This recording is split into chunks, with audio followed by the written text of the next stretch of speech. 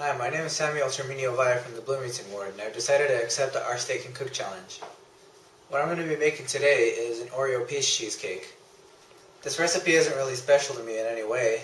I was just bored one day during quarantine and I decided to learn how to make this.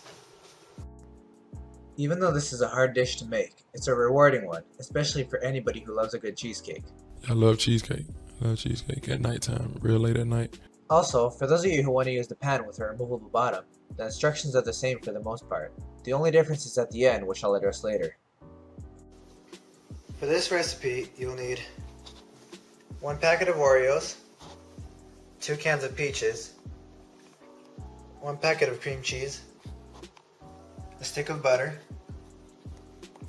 a carton of heavy whipping cream, 2 packets of gelatin, and powdered sugar. For tools, you will need measuring cups, measuring spoons, a mixing bowl, a mixer, a food processor, and a pan with a removable bottom.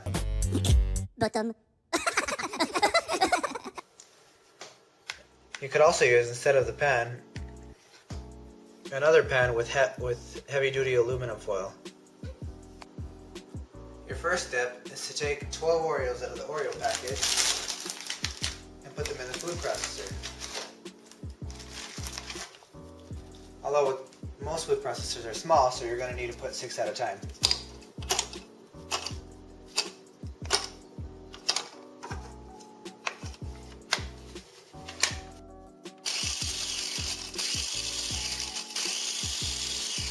A few moments later.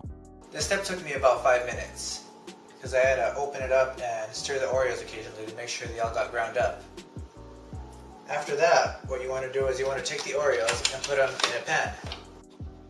For this step, you could use either the pan with a removable bottom, or you could use a regular pan with aluminum foil. Since most people don't have a pan with a removable bottom, I'm going to use this one for this video. For this method, you're going to need to make 2 long strips of aluminum foil.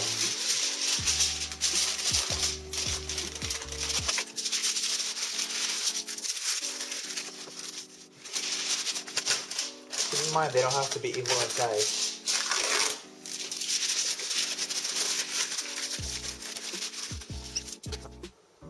Alright, next we put the strips of foil in the pan.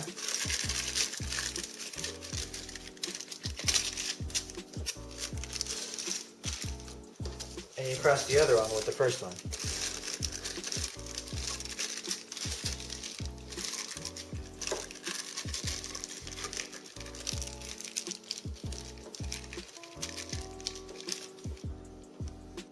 After that, you take more aluminum foil and you line the pan with it.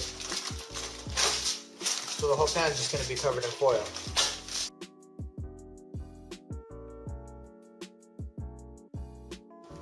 Once you're done, you're going to want to make sure that the foil is pressed again firmly against the pan and that there are no holes in the sides. After that, you take the ground up Oreos and you pour them in the pan.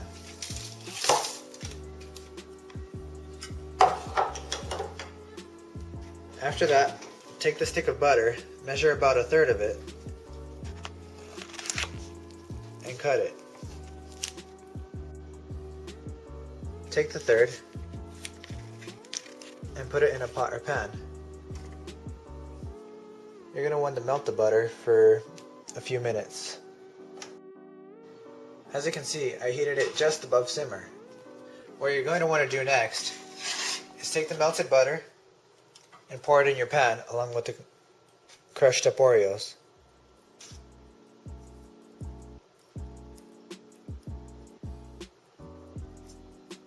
Then, before the butter hardens, mix the Oreos and the butter.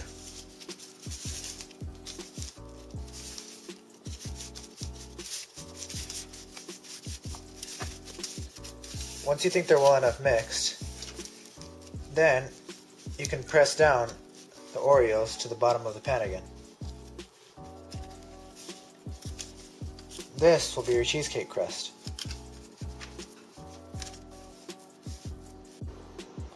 The last step for the crust is taking the pan and putting it in the fridge for 20 minutes.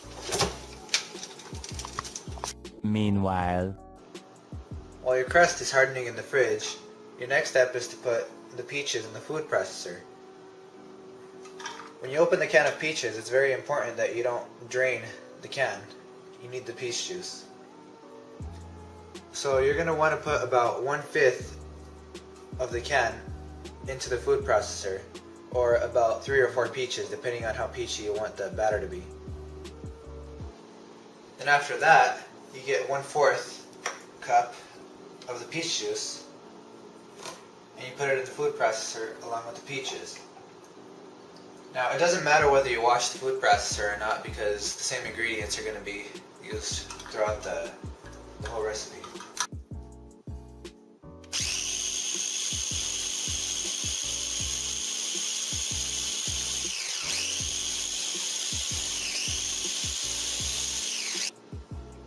What you do next is you take your gelatin and pour about 1 1/4 teaspoon into a cup.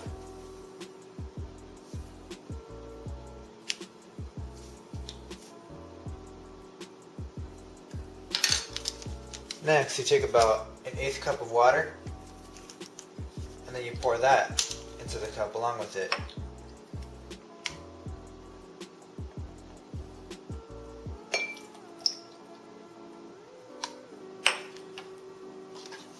Make sure it's well stirred.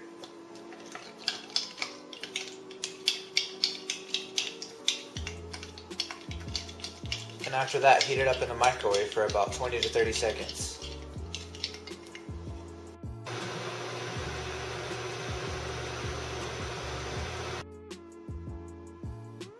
After your gelatin is heated up, put it in the food processor along with the peaches.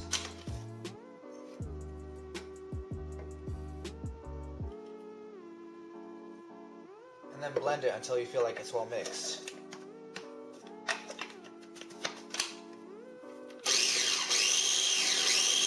After you're done with that step, you can leave the peach mixture alone for a little bit. What you do next is you take about 2/3 of the cream cheese and you put it in your mixing bowl. After that, you take your mixer and you mix it at the lowest speed until it softens. Then you get out your whipping cream and you pour about 3/4 of a cup into the mixture.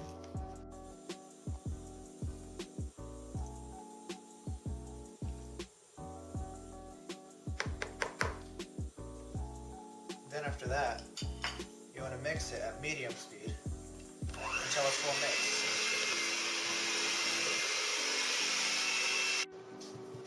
After this, you take 3 tablespoons of sugar and pour it into the mixture.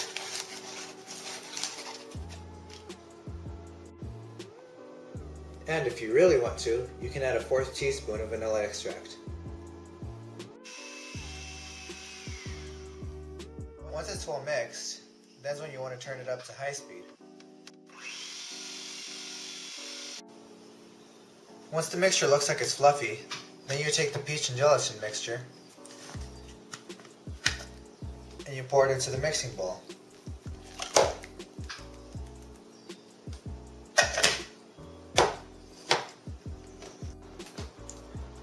Instead of mixing it with the mixer, however, you're going to want to take the spatula and mix it by hand.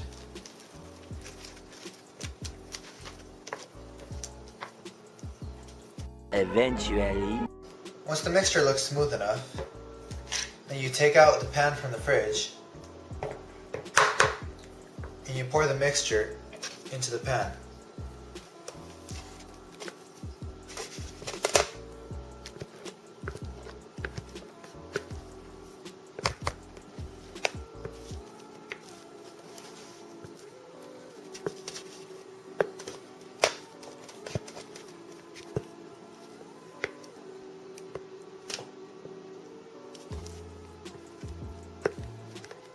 Make sure to tilt the pan so that the mixture smooths out over the crust.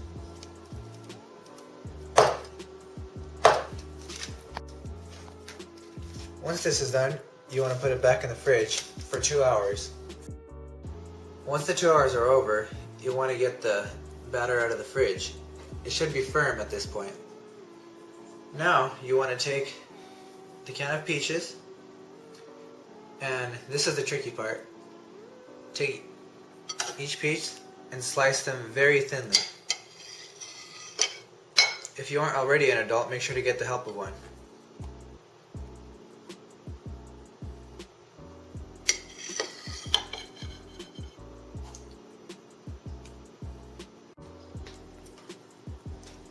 Once you feel like you have enough peaches, take the thin slices and put them on top of the hardened batter. Now the pattern for this is kind of tricky to get. What you want to do is, after you're done putting one slice down, you want to put another slice on the bottom half of the first slice, and then you repeat this for every peach.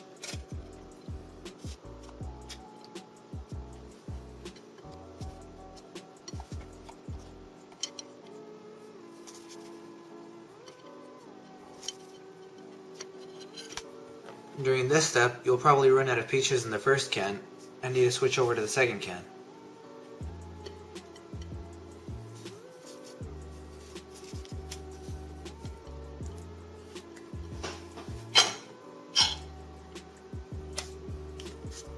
And on the very last peach, you're going to want to very carefully lift the first one up and put the last peach under it,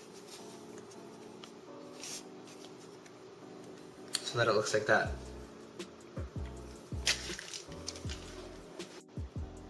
Once you start the second ring, you're going to do it the exact same way that you did the first ring.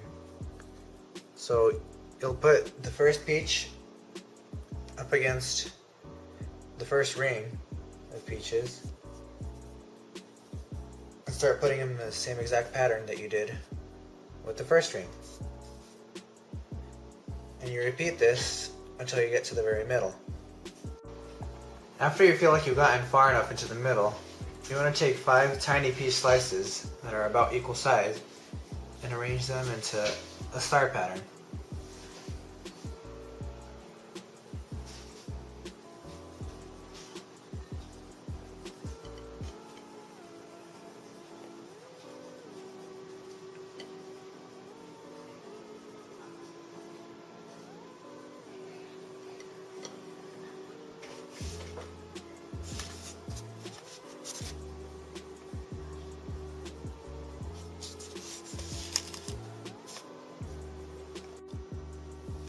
Now, you're going to want to take just over 1 cup of peach juice from the can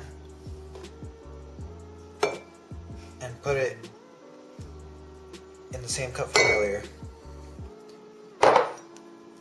along with 1 teaspoon actually, of gelatin. Mix it well, and then we're going to put it in the microwave again for 20 to 30 seconds.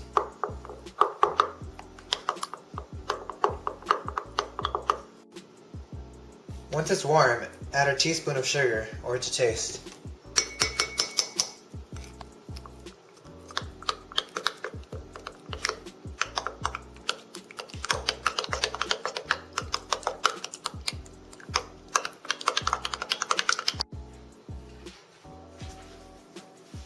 Now put the mixture into the pan on top of the peaches. Make sure to pour gently so you don't push anything out of place.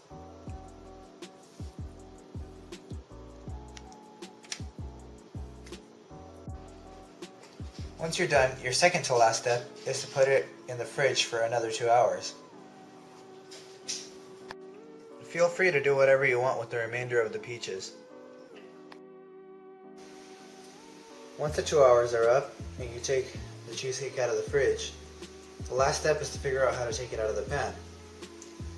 Part of what helps this is filling the mixing bowl halfway with hot water and then soaking the pan in the hot water to help separate the gelatin and stuff from the sides.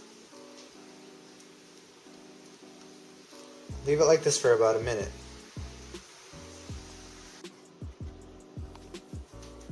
Now comes the trickiest part.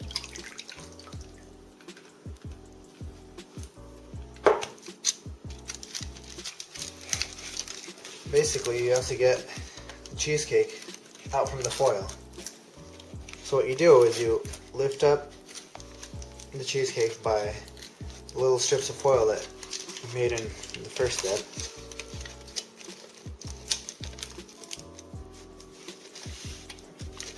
And it's probably better if you have somebody help you.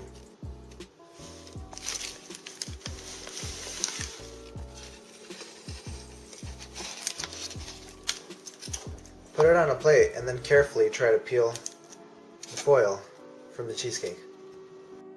This is what the finished result should look like. You don't have to remove the bottom part of the foil for this, but for the purposes of this video, that's what we did. Remember to wash your hands before you eat it, and thank you all for watching this video.